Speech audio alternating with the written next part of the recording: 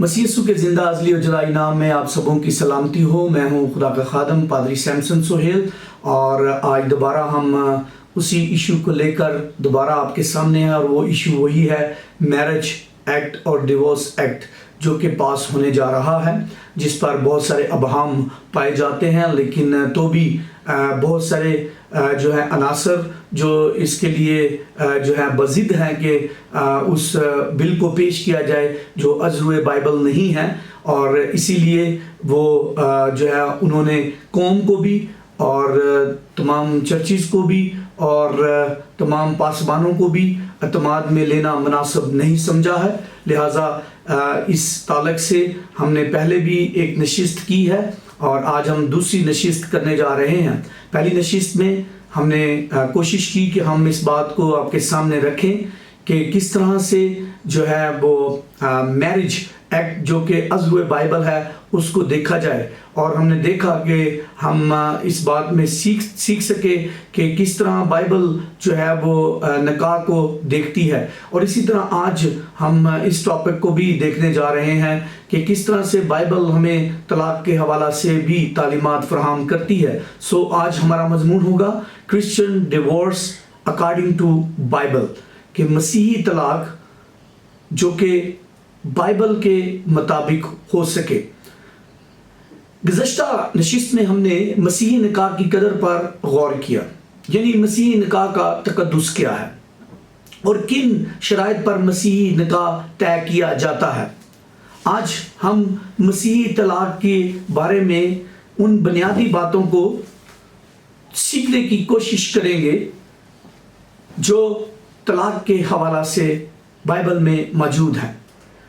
کلام مقدس کی تعلیم اس دنیا کے ہر ایک معاشرے کے لیے اس کے ہر رشتے کے تقدس کو سامنے رکھ کر مقرر کی گئی ہے، اور ان کا مقرر کرنا وقتوں کی بنیاد پر نہیں ہے، کیونکہ کئی بار یہ سوچا جاتا ہے کہ ماضی میں کچھ اور ہے، حال میں کچھ اور ہے، اور مستقبل میں کچھ اور ہوگا، اور وہ اسی بات کو مسیحی کہلائے جانے والے علماء جو آج کے معاشرے میں موجود ہیں وہ اسی کو عذر بنا کر پیش کر کے طلاق کی گنجائش پیدا کر رہے ہیں۔ مسیحی معاشرے میں جس قدر ضروری نکاح کے وقت مسیحی تعلیمات کا بنیاد ہونا ضروری ہے، اسی اعتبار سے مسیحی ازدواجی رشتے میں طلاق بھی مسیحی تعلیمات کے مطابق ہی ہونا ضروری ہے۔ اس نقطے کو دھیان سے سنیے۔ آزاد طبیعت سوچ رکھنے والے لوگ ان مذہبی حلقوں میں بھی موجود ہیں۔ میں ایک نقطے کے ساتھ ان آزاد خیال مذہبی لوگوں سے سوال کرتا ہوں، اور ساتھ ہی مسیحی قوم سے بھی، کیا یہ واجب ہے کہ جب نکاح کی ضرورت ہو تو پاسبانوں کے سامنے جا کر عہد کیا جائے، یعنی چرچ میں لوگوں کی موجودگی میں کھڑے ہو کر، جہاں بہت سے گواہ موجود ہوتے ہیں، لیکن جب طلاق کا ارادہ ہو تو پاسبان چرچ مسیحی لوگوں کو چھوڑ کر کورٹ کا رخ کیا جائے؟ کیا یہ نظریہ اور انداز بائبلی ہے؟ میں اسی بنیاد پر پاکستان پینل کوڈ سے بھی پرزور مطالبہ کرتا ہوں اور اپیل کرتا ہوں کہ مسیحی طلاق کے معاملے میں یہ سارا اختیار پاسبانوں کو دے دیا جائے، تاکہ وہ از روئے بائبل اس کا فیصلہ کرے، کیونکہ باقی تمام معاملوں میں آپ پاسبان کو، چرچ کو، لوگوں کو ساتھ میں رکھتے ہیں، لیکن جب اس معاملے کی بات آئے تو ہم کورٹ میں چلے جاتے ہیں۔ اور میں سمجھتا ہوں کہ اگر یہ سارا معاملہ پاسبانوں کو دے دیا جائے، چرچ کو دے دیا جائے، تو اس سے پاکستان پینل کوڈ پر بھی مسیحی طلاقوں کے کیس کا بوجھ کم ہو سکتا ہے۔ ذرا سوچیں، طلاق یافتہ دو افراد یعنی میاں اور بیوی صرف ایک نقطہ پر اپنی ساری زندگی کی محبت کو بھول کر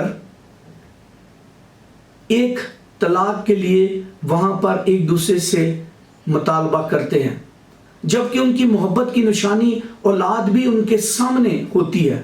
اگر اس طلاق نے ان دونوں کی محبت کو شدید نفرت میں تبدیل کر دیا ہے تو مسیحی تعلیمات اس طلاق کی ہرگز سرپرستی نہیں کرتی ہے۔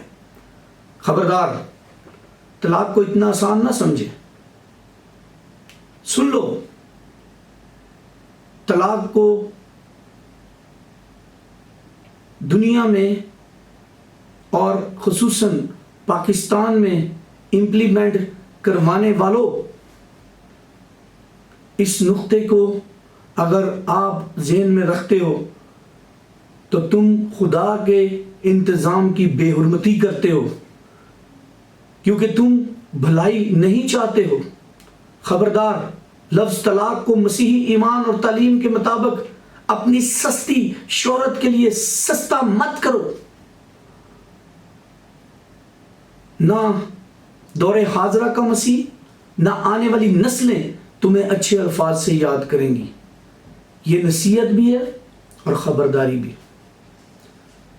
مسیح یسوع خود ازدواجی رشتے میں آئندہ نہ چلنے کے تسلسل کو صرف ایک بنیاد پر ہمارے سامنے رکھتے ہیں، اور وہ ہے حرام کاری، چاہے عورت کرے یا مرد، جس کے معنی یہ بھی نہیں کہ حرام کاری، بلکہ حرام کاری کرتے رہنے کے معنی ہے۔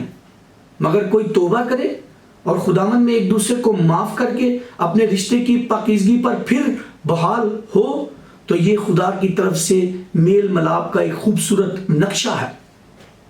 آئیں چند نکات پر بائبل کی روح میں غور کریں۔ سب سے پہلے ہمارے معاشرے میں لفظ نکاح سامنے آتا ہے، پھر ایک اور لفظ آتا ہے علیحدگی، پھر ایک تیسرا لفظ آتا ہے طلاق، اور پھر طلاق کے بعد پھر نکاح۔ اب یہ چار مختلف الفاظ ہیں، ان کو ذرا سمجھنے کی کوشش کیجئے۔ چار مختلف سٹیجز ہیں۔ پہلا نکاح۔ نکاح کے معنی دو لوگوں کے درمیان، یعنی عورت اور مرد کا ازدواجی رشتے میں ایک ساتھ ہونا، یعنی اکٹھے رہنا۔ علیحدگی کیا ہے؟ علیحدگی وہ ہے ازدواجی رشتے میں میاں بیوی کا علیحدہ علیحدہ ہو جانا، جس میں نکاح تو قائم ہے مگر ازدواجی رشتہ قائم نہیں۔ تیسرا ہے طلاق، جس میں عورت اور مرد کا نکاح منسوخ کر دیا جائے، یعنی اس کا ازدواجی رشتہ جس نکاح کی بنیاد پر تھا ختم ہو جائے، منسوخ ہو جائے۔ اور چوتھی بات نکاح، جس کے معنی ہے دوبارہ اس عورت کو نکاح کے رشتے میں آنا۔ اس لیے ان تمام باتوں کی اچھی سمجھ بوجھ ہونا چاہیے جو کلام مقدس میں ہے، جسے بیان کرنے کی سمجھ خدام کے پاس ہے، نہ کہ کورٹ کے ججوں کے پاس۔ کیا آزاد مرضی والے اس معاشرے میں طلاق کا رجحان بڑھانا چاہتے ہیں؟ محض حرام کاری اور بے ایمانی مسیحی نکاح کو منسوخ کرنے کی اجازت دیتی ہے، جس میں پھر بھی معافی کی گنجائش موجود ہے۔ اور طلاق کی صورت میں عورت اور مرد اور مرد اور عورت تقدس کو قائم رکھے، نہ کہ ایک دوسرے کی عزت کو رسوا کرے۔ بے عزت کرنا خود کو عزت دار بنانے کے لیے مسیحی تعلیم طلاق کی صورت میں بھی انسان کے تقدس کو جو خدا کی صورت پر ہے کبھی مٹنے نہیں دیتی۔ اس اعتبار سے طلاق کا معیار بائبل کی تعلیم سے جانچا جائے، نہ کہ ان مذہبی رہنماؤں کی غیر بائبلی سوچ سے، جن کو گھروں کے تباہ ہونے کا ذرا احساس نہیں، بچوں پر ماں باپ کے اس فعل کا کیا اثر ہوگا اس کا ذرا احساس نہیں۔ ہم کیوں اپنی نسل کے دشمن بن بیٹھے اور طلاق کو اپنی سستی شہرت کے ہاتھوں بیچ رہے ہیں؟ کیا یہ خود کو اتنا گرا دیں گے کہ اب یہ نکاح نامے میں بھی طلاق کی شرط بھی رکھیں گے؟ یاد رکھیے گا، جیسے مسیحی قبرستان میں کسی بھی قبر پر نہیں لکھا جا سکتا آخری آرامگاہ، ٹھیک ویسے ہی مسیحی نکاح میں جب نکاح نامہ ہم فل کرتے ہیں اس میں طلاق کے لفظ کا وجود نہیں لکھا جا سکتا، اور یہی ہے آج کی ساری گفتگو کا خلاصہ۔ ایک اگلی نشست کے ساتھ پھر دوبارہ ہم پیش ہوں گے، جس میں ہم ری میرج پر بات کریں گے کہ کس طرح سے ری میرج کا کانسیپٹ بائبل میں ہمیں ملتا ہے یا نہیں ملتا ہے۔ ہم اس بات کو دیکھنے کے لیے اگلی نشست میں آپ کے سامنے ضرور اس بات کو بھی رکھنے کے لیے آئیں گے۔ خداوند آپ سب کو برکت دے، خداوند آپ سب کے ساتھ ہو۔